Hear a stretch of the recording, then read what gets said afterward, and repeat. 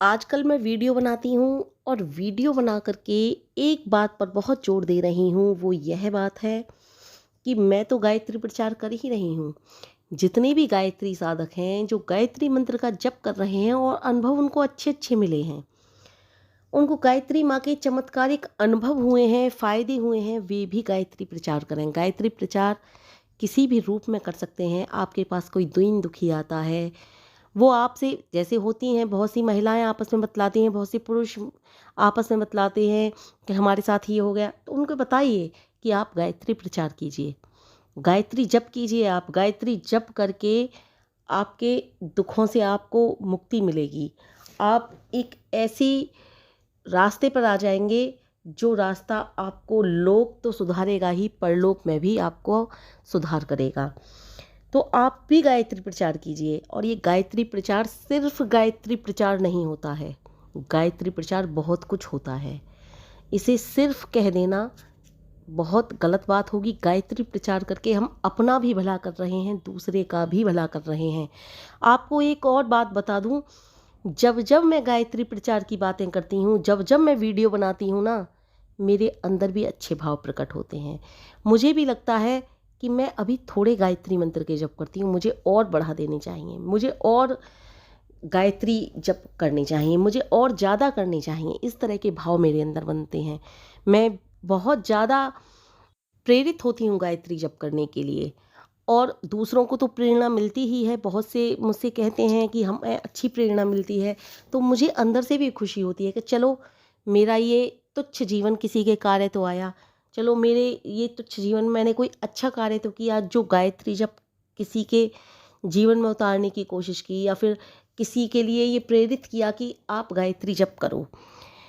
तो मेरा कहने का तात्पर्य यही है कि सभी को गायत्री जप करना चाहिए।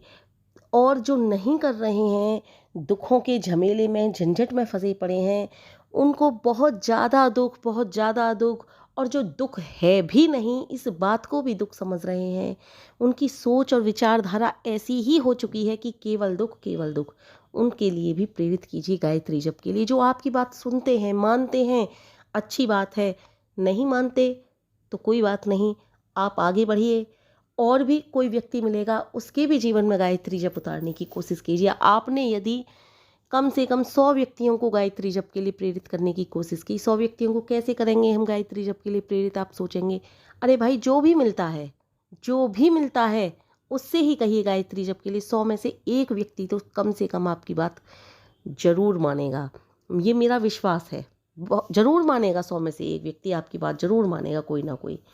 और एक व्यक्ति ने भी मान ली अगर आपकी बात, तो कम से कम आपके कारण एक व्यक्ति का जीवन सुधर सकता है।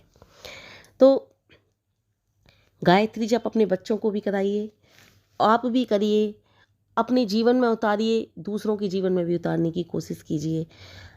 अपने बच्चों को गायत्री जप कराने के साथ साथ उनको शक्तिशाली भी बनाने की कोशिश कीजिए, हर तरह से शक्तिशाली।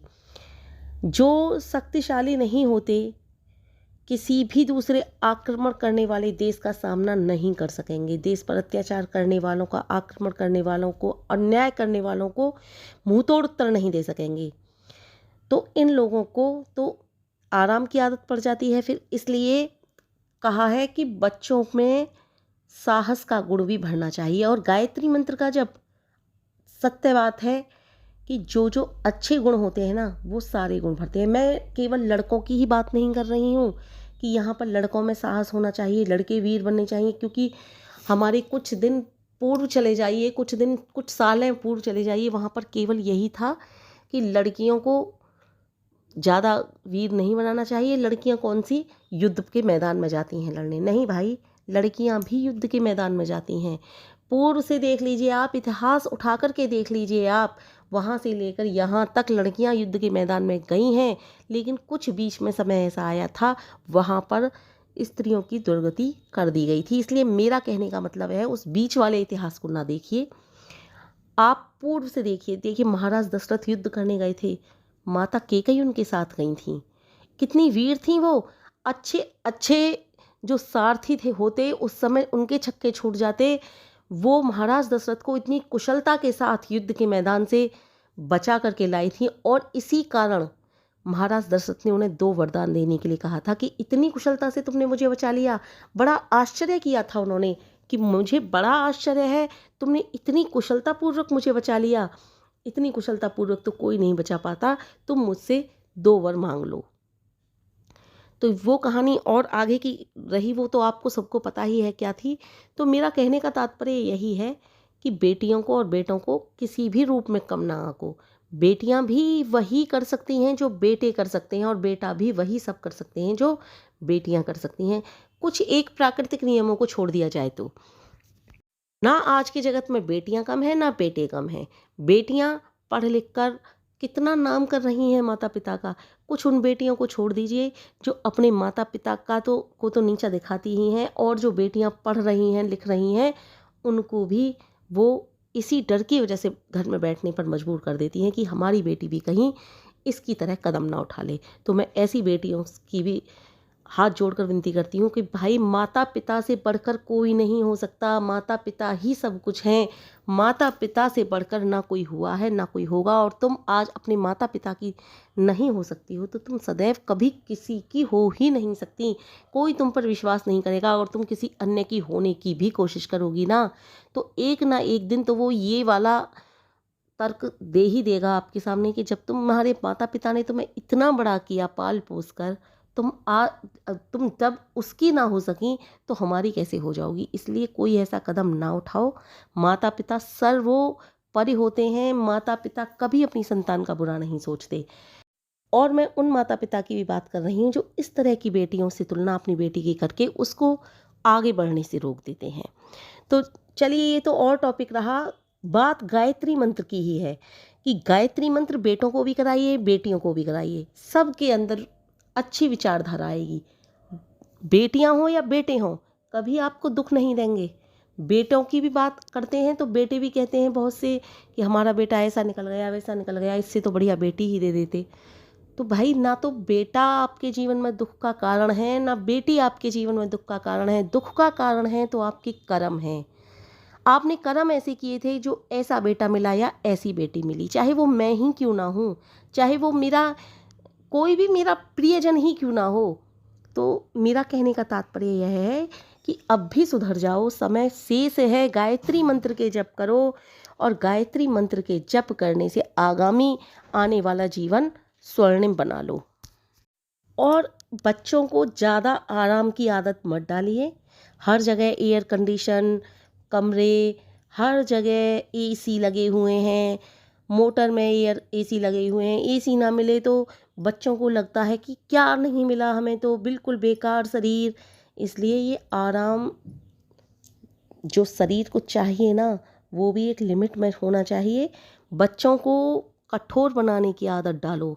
बच्चों को अंदरूनी मजबूत करने की आदत डालो। इस दुनिया के अंदर निर्बल मनुष्य के लिए, निर्बल जाति के लिए, निर्बल देश के लिए कोई स्थान नहीं होता। कोई हमारे देश पर धोखे से आक्रमण कर दे, उसकी सेना मार काट करती हुई हमारे देश पर आगे बढ़ने लगे, तो सोचिए ऐसे निर्बल बच्चे हमारे देश में क्या कर पाएंगे। आज देश के फौजियों को केवल एयर कंडीशनर कमरों में बिठा दिया जाए तो क्या हमारे देश की रक्षा हो जाएगी। आज हम जो सुरक्षित बैठे हुए हैं ना, अपने देश के जवानों की वजह से सुरक्षित बैठे हुए हैं। इसलिए देश को मजबूत बनाने के लिए हमें अपने बच्चों से शुरुआत करनी होगी। जब हम अपने बच्चों को ही मजबूत बनाने की राह नहीं दिखाएंगे तो हम पड़ोसी के बच्चे से कैसे उम्मीद कर सकते हैं। अपने बच्चों को मजबूत बनाओ। निर्बल देशों के साथ न्याय नहीं हो सकता, उनकी सच्चाई को भी कोई नहीं देखता। यह बल शरीर को मजबूत बनाने से आता है, यह बल शक्ति बढ़ाने से आता है। अपनी शक्ति को बढ़ाओ, अपने छात्र धर्म को जगाओ। परिणाम छात्र धर्म को भी जगाना पड़ेगा। छात्र धर्म क्या होता है? छात्र धर्म अपने विद्यार्थी जीवन को अच्छे से काटिए। विद्यार्थी हो आप, जब विद्यार्थी होगे तभी तो देश आगे बढ़ेगा। आपकी सोच, आपकी समझ अच्छे से बढ़ेगी। शारीरिक बल के साथ साथ छात्र बल भी बढ़ना चाहिए हमारा। छात्र शक्ति, शारीरिक बल, भुजाओं का बल, सेना का बल, सभी बहुत जरूरी हैं। और इन सब चीज के साथ गायत्री साधना बहुत ज़रूरी है। गायत्री साधना सबसे ज़्यादा जरूरी है। मेरे कहने का तात्पर्य है, यदि गायत्री साधना हर किसी के जीवन में उतर जाएगी तो वो व्यक्ति अपने बल के अनुसार अपना चुनाव कर लेगा। उसके अंदर छात्र शक्ति का बल ज़्यादा होगा तो वो इसी राह पर आगे बढ़ेगा। उसके शरीर में भुजाओं का बल ज़्यादा होगा तो वो इसी रूप में आगे बढ़ेगा।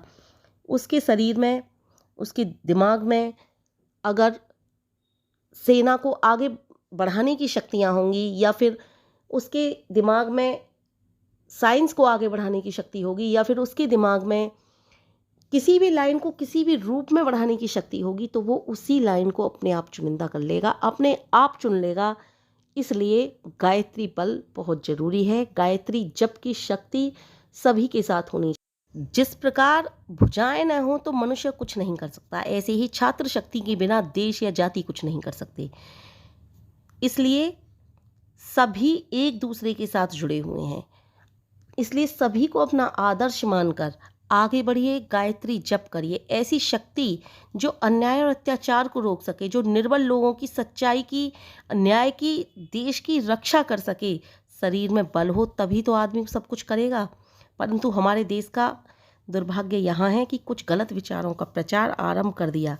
स्थान स्थान पर उन्होंने जगत तो मिथ्या है, तीन काल में मिथ्या है, स्थान स्थान पर वे गाने लगे, क्या तन मांजत रे आखिर माटी में मिल जाना है। अरे भाई, माटी में तो मिलेगा, सही बात है, आखिरकार माटी में मिल ही जाएगा। परंतु इसका अर्थ क्या है कि अभी से मिट्टी में लेट जाओ, नहाओ नहीं, खाओ नहीं, पियो नहीं, और जो देश में हो रहा है उसे होने दो, जो देश को लूट रहा है उसे लूटने दो।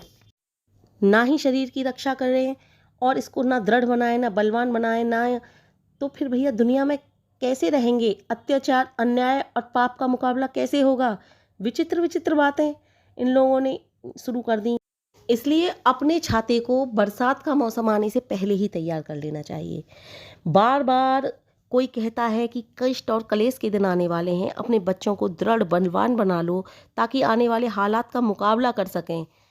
अपने बच्चों को आराम की आदत मत डालो। तो ये बात सत्य है। कभी भी मैं न्यूज़ देख रही थी तो उसमें भी बताया जा रहा था कि हमारे सामने एक ऐसा भयानक युद्ध होने वाला है जिसकी हम तुलना भी नहीं कर सकते। ऐसा भयानक युद्ध, शायद उसमें सारी दुनिया नष्ट भ्रष्ट हो जाए और कुछ ही शेष लोग बचें। तो भैया अपने बच्चों को, जो कुछ में शायद हम भी हो सकते हैं या फिर हम भी नहीं हो सकते या कुछ भी हो सकता है, कुछ का मतलब कुछ भी हो सकता है, इसलिए अपनी छतरी को पहले से तैयार कर लेना बहुत आवश्यक होता है। अपने शरीर को आराम की आदत इतनी ज़्यादा मत डालो कि आराम के कारण हमें वो सामान ना मिले जिसका हमें आराम की ज़रूरत पड़ गई है, जैसे कि एसी हुआ, जैसे कि कुछ और आराम की चीज़ें, तो हमें लगे हमारा तो श्वास ही बंद हो जाएगी। तो इतना भी आराम की आदत नहीं डालो, अपने शरीर को मजबूत बनाओ। बचपन से जो लोग दृढ़ होते हैं ना, वे आगे चलकर दृढ़ रहते हैं, दुखों और कष्टों का सामना करते हैं, दुख और कष्ट उन पर हावी नहीं होते। अब तो वो दुख और कष्टों पर हावी हो जाते हैं। महाभारत में भीष्म पितामह के बचपन की कहानी आती है। बचपन में उनका नाम देवव्रत था। अपनी माता के साथ ननिहाल में थे, पत्थरों के ऊपर खेल रहे थे।